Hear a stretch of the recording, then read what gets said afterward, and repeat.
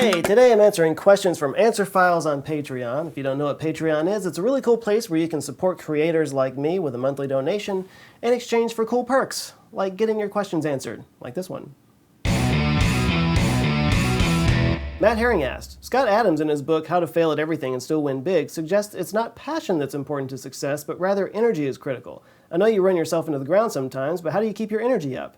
You know, honestly for me it's not so much an energy thing as it is a not drowning thing. There's a lot going on for me right now, and all of it is exciting, but it's also overwhelming all at once. I've got this channel, which I've been busy mailing out packages from the giveaway that I just did. I've got Canker Boy, which is still going strong, and I may be doing a Kickstarter campaign soon. More on that to come. I've got a new YouTube channel in the works.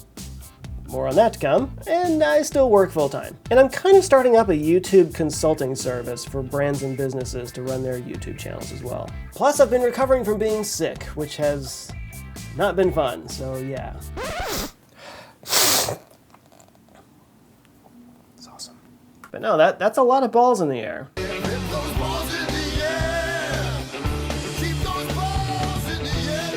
So my biggest struggle is just staying organized and on top of things. With all that going on, it's really easy for something to fall between the cracks. So I try to create systems that increase productivity, and here's a few of them you can try. Batching. I batch work together as much as I can to create sort of an efficiency of scale. Like instead of just mailing Cankerboy packages whenever somebody signs up, I send all of my subscriptions out on the 22nd of every month. That way I can just kind of put it all together and ship it all out at the same time. I set aside writing time to work on just writing stuff, whether it's these videos or blog posts or work stuff or social media. I just do it all at once so that I can be in that zone and in that space and just bang it all out. And I try to batch time to think about big picture stuff like the direction of the channel, my career, and stuff like that. And I shoot as many videos as I can at a time so I don't have to set up, the microphone and get everything together. This is the second one that I'm shooting today, actually. It's not easy to make myself look this pretty, so I do as many as I can while I'm got my camera face on. I schedule my day. I have a little system that I've been doing for a while, and it works really well for me, and I do it all on little note pieces of paper like this. In fact, this was a note from just the other day that I was carrying around. And if you see this and you think, dude, there's like 1,000 productivity apps that you could download on your phone that could do all that for you, you're right. And honestly, I think I've downloaded every single one of them. Let's see, there's Task Pro, Trello, Slack, Asana, OmniFocus. That actually cost a lot of money. Clear, Wunderlist, but nothing works for me like writing it down on a piece of paper and just carrying it around with me. I think it's like an out of sight, out of mind thing. It has to be a real thing. It has to be tangible. It has to be something I can hold in my hand, and I have to be able to see all of it at once. And it's not for lack of trying. I've downloaded a million apps, but none of them just seem to be the holy grail that works for me. So here's what I do. In the morning I wake up, I go get a cup of coffee, and then I come in here and I set a timer on my phone for about 10 minutes, and I just listen.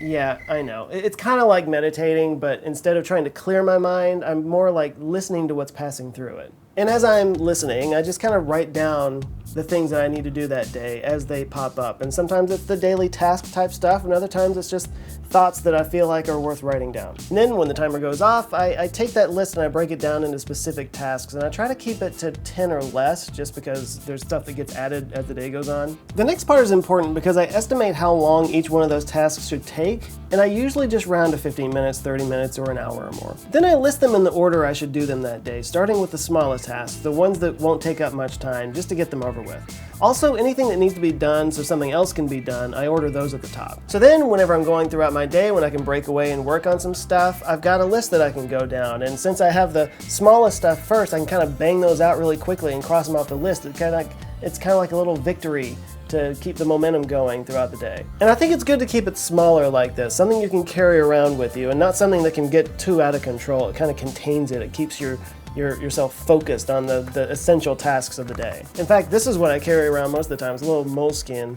and you can see, I mean, this is just, every single day I write these down and I carry it around with me. And there's something about keeping it small, and there's something about keeping it on you. The list is life. The last thing I do is I set a timer. I'm sure it's no surprise to anybody that I'm a big fan of Tim Ferriss, but he talked about in his book, The 4-Hour Workweek, something called Parkinson's Law. Parkinson's Law states that work expands to fill time it's been given to be completed. In other words, if you give yourself only 30 minutes to write an email, you'll get it done in 30 minutes, but if you give yourself all day to write it, it'll take all day. So when I give myself 10 or 15 minutes to do a specific task, I usually set a timer. I've got a little timer app on my laptop that I keep right there in front of me so that I can see it at all times, and then I set that timer and I get to work, and it's kind of like racing against the clock. You almost make a game out of it. It helps me to stay focused, and when I batch all these different tasks together, I can really bang a lot of them out at once. And when it comes to writing, I use a similar trick. It's called the 10 and 2. I don't remember where I got this. It might have been from Tim Ferriss, it might have been from somewhere else, but this has changed my life. Because like when I have time to write stuff, the worst part is just getting started and staring at that blank screen and just making your fingers move. That's 90% of the work, is just getting things going. And then once I'm in it, I'm good. Everything else fades away and I'm just flowing and everything works without, any trouble whatsoever. But I've got to get over that hump, where I would just much rather scroll through Facebook a little bit more, or, oh, what was that 90s movie, that scene in that 90s movie that I love so much? I should go find that. I'm sure it's on YouTube somewhere. So I set my timer for 10 minutes. And I write for 10 minutes, and I do not allow myself to get distracted or go chase the white shiny thing. I just work for 10 minutes, and then at the end of that 10 minutes, I take a 2-minute break. And then in the beginning, sometimes it's just gibberish. Like I'm just writing my thoughts, just free flow, just to get something happening. But psychologically, it works because it's a lot easier to make yourself focus for 10 minutes than for some unspecified amount of time that could be, another hour or something like that. But the most important part is the break. You have to make yourself take those breaks. In fact, I usually just keep a list as I'm working. As some distracting thought pops into my mind, I just make a list right there, like these are the things I'm gonna do while I'm on my break. And at the end of the 10 minutes of writing, I go check those things on the list. You do this over and over, and usually by the time I get to the third break, I'm in the zone, and I don't even want to take breaks anymore. Seriously, that is my number one trick that I give to everybody, is that 10 and 2 thing, especially when it comes to writing, because it's just completely changed my life. So I hope you find that helpful, but feel free to take it with a grain of salt, because I am not the most productive person in the world, and I do get totally overwhelmed. In fact, this video was supposed to be shot in June, and it's now approaching the middle of July, and I'm just now getting to it. So there you go. I'm working on it. Anyway, thanks Matt for the question and for being such a great supporter on Patreon. If you'd like to get on Patreon and get some cool perks yourself, just go to patreon.com/answerswithjoe. And if you enjoyed this video and this is your first time here, I would ask you to subscribe, because I come back with stuff like this every Monday and ish, because sometimes in the middle of the week I do videos. Like and share if you liked it, and you can follow me at pretty much any of these places down here at Answers with Joe.